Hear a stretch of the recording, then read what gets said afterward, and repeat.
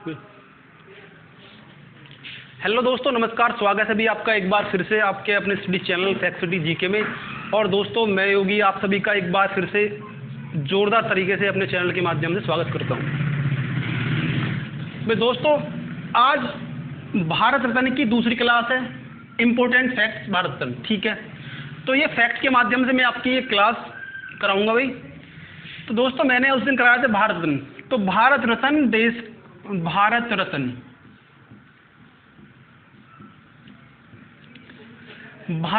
देश का वो प्रतिष्ठित सम्मान है जो कला, साहित्य, विज्ञान तो समाज सेवा, जन सेवा के क्षेत्र में दिया जाता है। लेकिन 2011 में एक नियम बना दिया कि भैया अब ये जो भी उल्लेखनीय कार्य करेगा, इन तीनों से अलग भी जो भी उल्लेखनीय कार्य करेगा भाई, उसको भी अब भारत रत्न दिया जाएगा। ठीक है, तो यंगेस्ट की बात करूं, इसमें यंगेस्ट भी है। सबसे पहले 40 साल यानी 40 ईयर जो इसमें यंगेस्ट है वो तुम्हारा सचिन तेंदुलकर। और ओल्डेस्ट की बात करूं, ओल्डेस्ट यानी तुम्हारा धोंधव केशव कर्वे।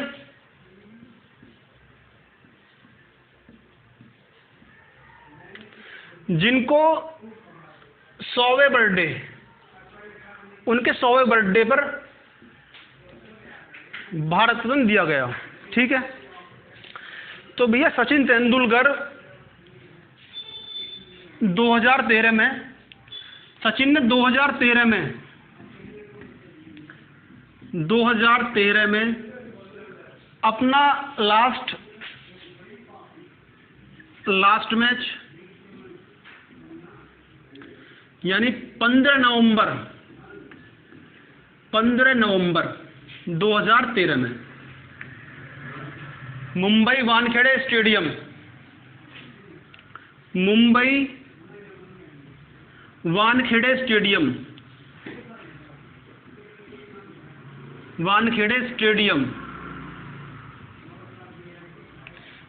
एक तरीका से बोलूं अपने घर पर लास्ट मैच खेला उन्होंने। और भाई शुरुआत जो करी है, शुरुआत भी उन्होंने नवंबर यानी 15 नवंबर स्टार्टिंग जो की है सचिन ने, स्टार्टिंग भी 15 नवंबर और 1989 में। ठीक है, मात्र 16 साल की एज में जब सचिन ने अपना लास्ट मैच 2013 में खेला, 2013 में अपना लास्ट मैच खेला, अनाउंसमेंट करने के बाद कुछ समय बाद ही भैया उसके नाम पर एक मोहर लगा दी कि इस बंदे को भारत रत्न दिया जाएगा। ये देश की एक अमूल्य संपदा है, एक तरीका से बोलूं तो गहना है देश का। लेकिन भैया इसमें कुछ पॉलिटिकल इशू भी होगा। अपोजिशन वालों ने एक बात रखी कि भाई एक बात बताओ, जब आपकी पार्टी का यानी कि 2012 से सचिन राज्यसभा सांसद है कांग्रेस पार्टी को रिप्रेजेंट करते सचिन। 2012 में भैया ये राज्यसभा सांसद बने और 2013 में इनके नाम का अनाउंसमेंट हुआ, यानी कि 14 में नाम रख दिया कि सचिन तेंदुलकर को भारत रत्न दिया जाएगा। अब अपोजिशन वालों ने मुद्दा क्यों उछाला भाई? उन्होंने मुद्दा उछाला कि जब ये कांग्रेस के राज्यसभा सांसद है और इतने बड़े फेमस क्रिकेटर हैं, यानी कि हर 7वें घर से इनके फैन हैं, तो भाई इसका सीधा सीधा बेनिफिट कांग्रेस को मिलेगा। यानी कि उस टाइम पर चुनाव होने वाले हैं यहाँ पर तुम्हारे दिल्ली,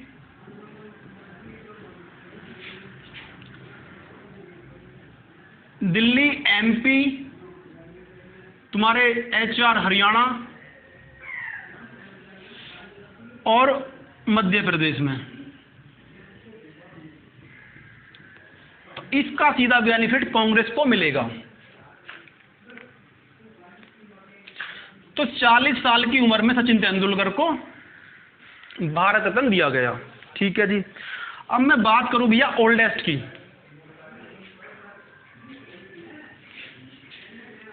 ओल्डेस्ट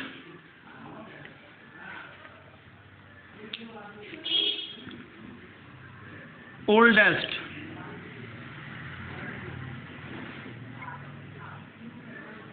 धौंधव केशव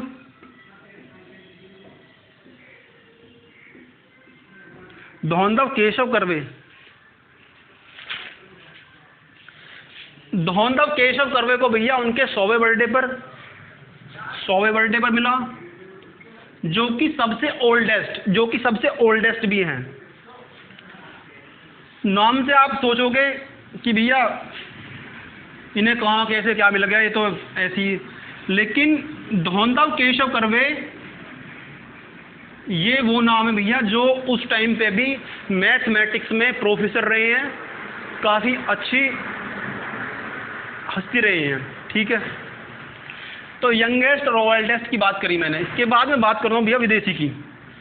विदेशी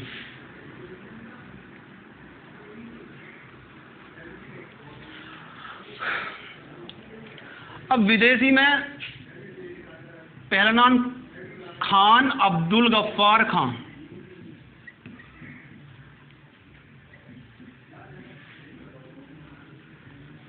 खान अब्दुल गफ्फार।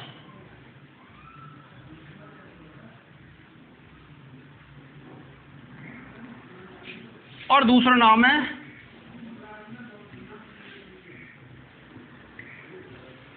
Nelson Mandela. खान अब्दुल गफ्फार खां जो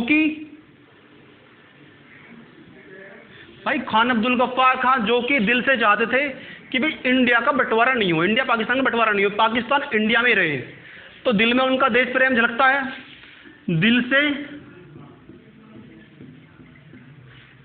हिंदुस्तानी,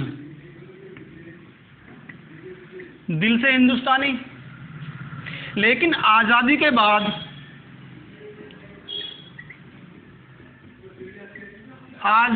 बाद जो उनका रहने सहने का स्थान बना वो बना तुम्हारे पाकिस्तान में। और भैया मरने के बाद, एक तरीका से बोलूं, मरने के बाद जो उनका निवास स्थान वो काबुल अफगानिस्तान। पहला टॉपिक दिल से हिंदुस्तानी, आज़ादी के बाद उनका रहन सहन तुम्हारे पाकिस्तान में, और मरने के बाद जो उनका एक तरीका से क्षेत्र बोला जाएगा काबुल अफगानिस्तान। ठीक है, इसके बाद यानी कि लाल कुर्ती आंदोलन से भी जुड़े हुए थे। लाल कुर्ती आंदोलन।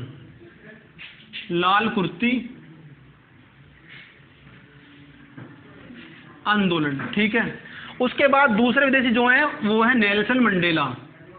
नेल्सन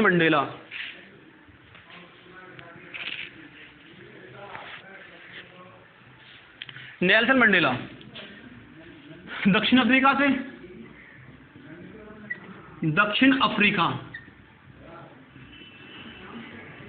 भाई दक्षिण अफ्रीका से हैं, और पहले अश्वेत बोले जाते हैं, जिन्होंने अपने जिंदगी के 26 साल, जिन्होंने अपने जिंदगी के इंपॉर्टेंट 26 साल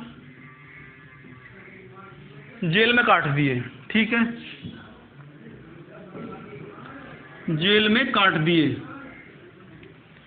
और ये पहले अश्वेत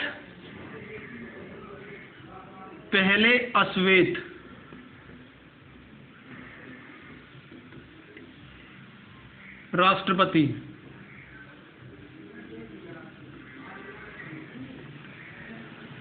पहले अश्वेत राष्ट्रपति, जिनकी भाई पुस्तक है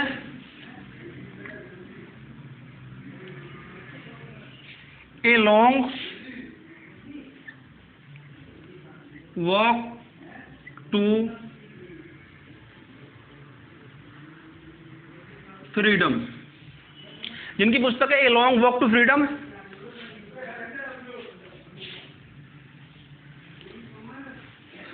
और इसके ऊपर एक मूवी भी बनी थी इनके आंदोलन के ऊपर, जिसको आप यूट्यूब के माध्यम से भी देख सकते हैं। ठीक है, अब आपके मन में एक और इशू आ रहा होगा कि भैया मदर टेरेसा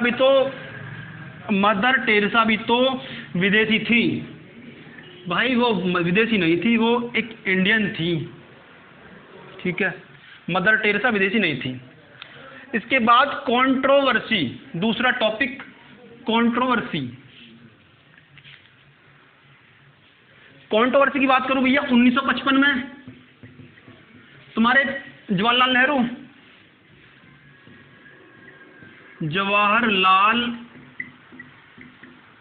नेहरू और 1971 में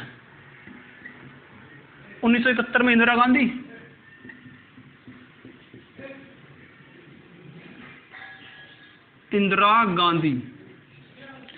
अब भाई कंट्रोवर्सी ये रही कि जब ये स्वयं पीएम, ये दोनों अपने शासनकाल में यानी कि खुद पीएम बनते हुए अपने आप भारत रत्न कैसे ले सकते हैं। यानी कि इसका हेड जो होता है, भारत रत्न का हेड, भारत रत्न कमेटी का मुखिया बोल दूं, वो पीएम होता है। जब हेड तुम खुद हो यानी प्राइम मिनिस्टर तुम खुद हो, तो अपने नाम का अनाउंसमेंट आप कैसे कर सकते हो कि भी हाँ मुझे भारत रत्न के लिए नामित करना है, यानी कि भारत रत्न मिलना है। ठीक है, तो ये एक तरीका से कंट्रोवर्सी रही, अपने शासनकाल में इन्होंने भारत रत्न ले लिया। ठीक है,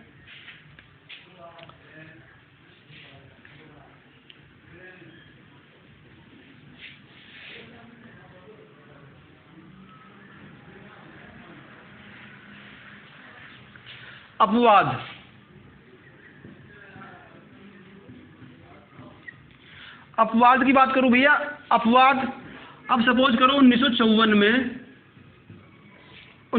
में एक बात बोली गई कि भैया भारत रत्न एक साल में ओनली 3 लोगों को अधिकतम दिया जा सकता है। लेकिन 1999 में वो बात बिल्कुल फेल हो गई और 4 लोगों को दिया गया। अब 4 लोग कौन कौन थे भैया, यानी तुम्हारे रविशंकर, नंबर 2 तुम्हारे गोपीनाथ बारदोलाई, और नंबर 3 है तुम्हारा JP Narayan,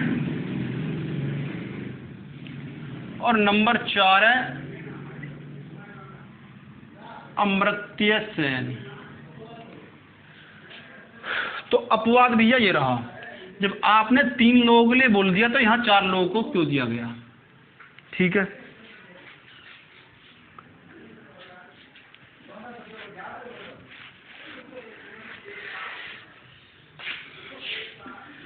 number 5 certificate medallion money, कि इस सर्टिफिकेट को मिलने के बाद या इस सर्टिफिकेट में कितनी मनी अलाउंस होती है। तो भैया इस सर्टिफिकेट में यानी नो मनी, ये ओनली एक तमगा है, इसके सिवा 1 रुपया भी आपको भारत सरकार नहीं देगी। एक तरीका से एक तमगा मिलता है कि हाँ भाई ये भारत रत्न आपको दिया जाता है। ठीक है, मरणोपरांत महिला घोषणा मरणोपरांत। ठीक है, इन तीनों को एक साथ ही कर दूं भाई, टोटल मिला 48 को, और 48 में महिला कितनी है तुम्हारी, 5 महिला। ठीक है, और जिन्हें मरणोपरांत मिला वो कितने भैया तुम्हारे 16 हैं। टोटल 5 महिलाएं हैं, मरणोपरांत जो मिला उन्हें 16 हैं। टोटल जो बंदे को मिला है मिलाकर वो मिला 48 को। तो भैया महिला कौन कौन सी है, महिलाएं तुम्हारी इंदिरा गांधी, इंदिरा कर दूं, इंदिरा गांधी जो कि देश की फर्स्ट लेडी पीएम रह चुकी हैं और भारत रत्न से 1971 में नवाजा गया है। इंदिरा के बाद भैया मैं करूं लता मंगेशकर, लता कर दूं। लता मंगेशकर की बात करूं भैया तो लता मंगेशकर को ये गायिका थी, गायिका के लिए मिला है इनको। उसके बाद करूं सुब्बा लक्ष्मी, सुब्बा, इनको भी गायिका के क्षेत्र में मिला है, ठीक है। उसके बाद अरुणा आसिफ अली, अरुणा आसिफ अली,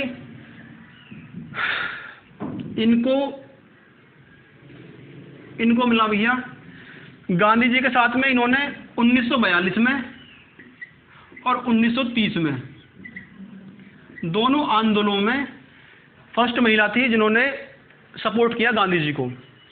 1942 की बात करूं तो Gwalior tank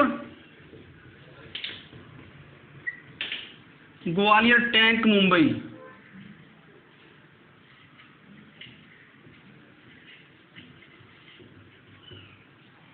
Gwalior tank Mumbai 16, Gwalior tank Mumbai. तो भाई वहां पर 1942 के दौरान जो लेडी झंडा लेकर खड़ी थी तो भाई अरुणा आसिफ अली थी वहां पर। इस आंदोलन का नेतृत्व करते हुए मुंबई में ग्वालियर टैंक में जो झंडा लेकर वहां फहराने के लिए खड़ी थी वो महिला अरुणा आसिफ अली थी, ठीक है। अरुणा आसिफ अली और पांचवी महिला आई है तुम्हारी इंदिरा, लता, सुब्बा लक्ष्मी, अरुणा आसिफ अली और पांचवी महिला भी है तुम्हारी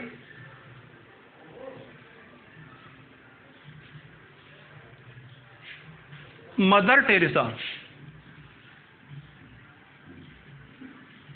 मदर टेरेसा को 1990 यानी 79 में नोबेल और 80 में भारत रत्न, ठीक है।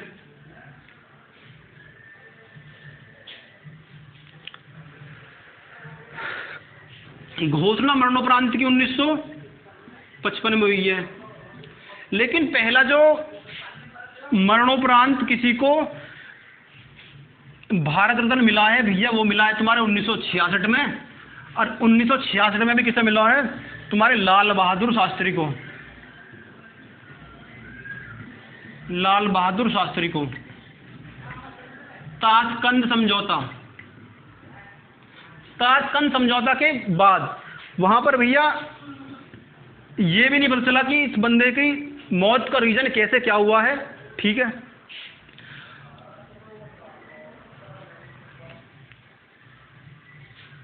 वरीयता क्रम 9वां टॉपिक है हमारा, वरीयता क्रम, ठीक है। वरीयता क्रम के अनुसार भारत रत्न की रैंक कौन सी है, ठीक है। तो पहले बात करूंगा, पहला नंबर है तुम्हारा जो फर्स्ट पर्सन होगा देश का, यानी कि भारत का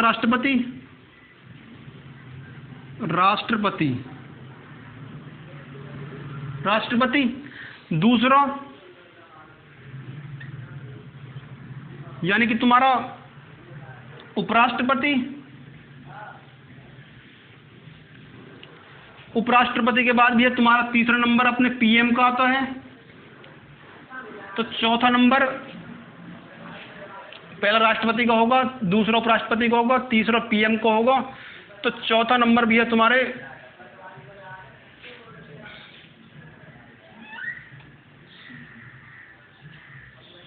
पहला राष्ट्रपति, दूसरा उपराष्ट्रपति, राज्यपाल।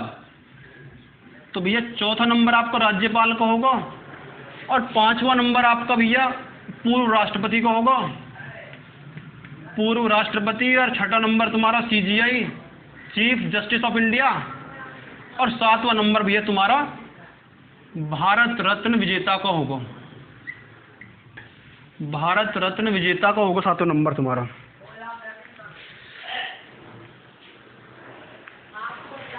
हो गए 20 मिनट।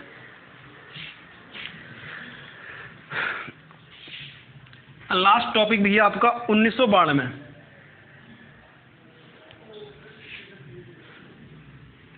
1992 यानी कि सुभाष चंद्र बोस को भारत रत्न देने की घोषणा। 1992 सुभाष चंद्र बोस,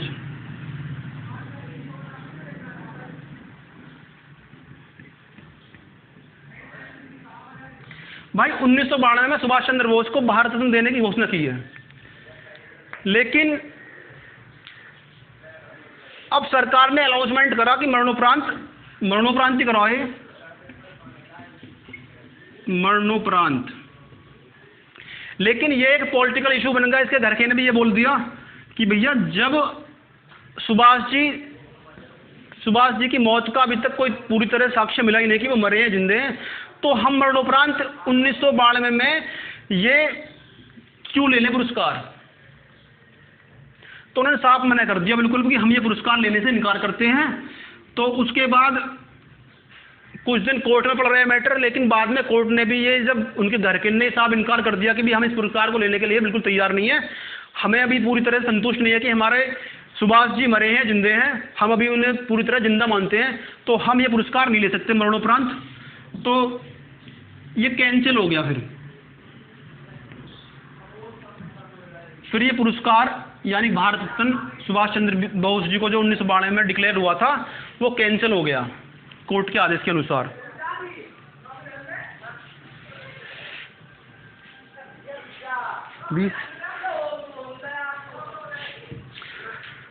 तो दोस्तों अगर आपको हमारी क्लास आज की पसंद आई हो तो प्लीज़ दोस्तों से शेयर करना और खुद लाइक और सब्सक्राइब करना बिल्कुल ना भूलें। तो दोस्तों फिर मिलते हैं एक बार फिर नई वीडियो के साथ में अगली क्लास में। तब तक के लिए धन्यवाद।